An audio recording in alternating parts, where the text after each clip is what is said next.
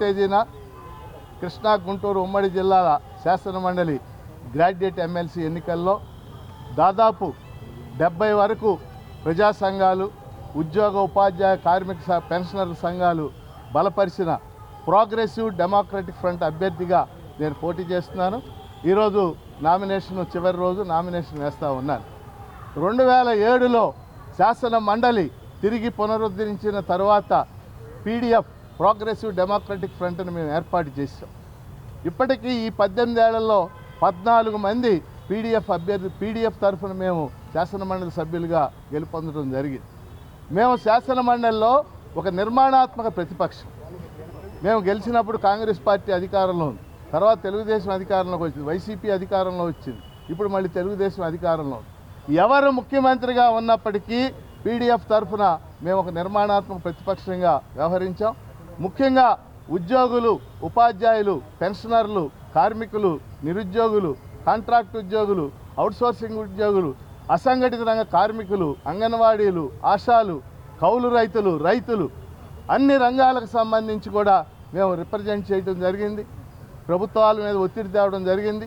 శాసన మండలి వెలుపల వాళ్ళు చేసే ఉద్యమాలన్నిటికీ మేము మద్దతు ఇవ్వడం కూడా జరిగింది. ముఖ్యంగా ఈ 2 జిల్లాలకు సంబంధించి కూడా అనేక అంశాలు, అది వరికపూడి సెల కావచ్చు, గుంటూరు ఛానల్ కావచ్చు, ఏ కొండూరులో కిడ్నీ బాధితుల సమస్యలు కావచ్చు, రైతాంగ సమస్యలు కాదు, అన్నిటినీ కూడా శాసన మండలిలో కానీ, జిల్లా అభివృద్ధి సమీక్ష సమావేశాల్లో కానీ, అలాగే జిల్లా పరిషత్ సమావేశాల్లో కానీ ప్రస్తావించడం జరిగింది. మరి ఈరోజు శాసన మండలిలో రాజ్యాంగ నిర్మాతలు ప్రత్యేకంగా గ్రాడ్యుయేట్ టీచర్ ఎమ్మెల్సీకి కొన్ని స్థానాలు కేటాయించారు. వీటిలోంచి ఉద్యమ నాయకులు, కార్మిక నాయకులు, మేధావులు ఇలాంటి వాళ్ళు రావాలని రాజ్యాంగ నిర్మాతలు ఆశించారు.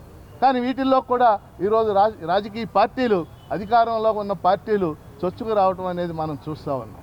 అందుకని ఈరోజు జిల్లాల్లో కూడా గ్రాడ్యుయేట్స్ పెద్ద ఎత్తున ఎన్రోల్ అయ్యారు. 3,46,000 మంది.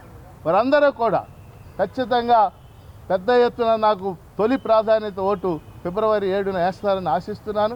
ఆ మేరకు మేము కింది క్షేత్రస్థాయిలో మా కార్యకర్తలు పనిచేస్తూ ఉన్నారు. చాలా పాజిటివ్ రెస్పాన్స్ వస్తూ ఉంది. ఫిబ్రవరి 27వ తేదీన జరిగేటటువంటి ఈ శాసన మండలి ఎన్నికల్లో ఈ 2 జిల్లాల్లో ఉన్నటువంటి గ్రాడ్యుయేట్ ఓటర్లందరూ కూడా తమ తొలి ప్రాధాన్యత ఓటు వేసి పీడీఎఫ్ అభ్యర్థిగా నన్ను గెలిపించవలసిందిగా కోరుతున్నాను. సార్, అటువైపు మూడు పార్టీలకు సంబంధించిన వారి మద్దతు ఉంది, ఇటువైపు మీ ప్రజా సంఘాల నాయకులు, ఎలా ఉండబోతుంది మీ గెలుపు? సహజంగా అధికార పార్టీ అవన్నీ కూడా మేము ఇంతకు ముందు కూడా చూసాం. ఇది కొత్త కాదు. ఇంతకు ముందు కూడా అధికార పార్టీలను ఓడించి మేము గెలుపొందడం అనేది జరిగింది. అందుకని మాకు ప్రజల మద్దతు ఉంది. కారణం ఏంటంటే ప్రజల సమస్యల మీద, మేము నిరుద్యోగుల సమస్యల మీద ప్రజా గళాన్ని మేము 18 సంవత్సరాలుగా వినిపిస్తున్నాం. మాకు నమ్మకం ఉంది, ప్రజలు మమ్మల్ని ఆమోదిస్తారని మేము భావిస్తాం. సార్, మీ ర్యాలీలో టీడీపీ ఫోటోగ్రాఫర్లు సోషల్ మీడియాలో దాన్ని మీరు ఏ విధంగా చూస్తారు? మా ర్యాలీ మాకు అదేం సంబంధం లేదు. అనేక మంది, 100 మంది వచ్చి జనసేన వాళ్ళ మద్దతు కూడా ఉందని చెప్పి ఇందాక స్టేజీలో జనసేన వాళ్ళు వచ్చి మద్దతు తెలుపుతారు. నాకేం అదేం లేదు. అది నా స్టూడెంట్స్ వచ్చి దండ వేసారు అంతవరకు. మేము అన్ని రాజకీయ పార్టీల మద్దతు అడుగుతున్నాం. ఏ రాజకీయ పార్టీ అయినా మమ్మల్ని బలపరచవచ్చు. ప్రజాస్వామ్యం మాకేం అభ్యంతరం లేదు. మా అంతటి మేము ఎవరిని కూడా మద్దతు కూడా అడగలేదు. ధన్యవాదాలు.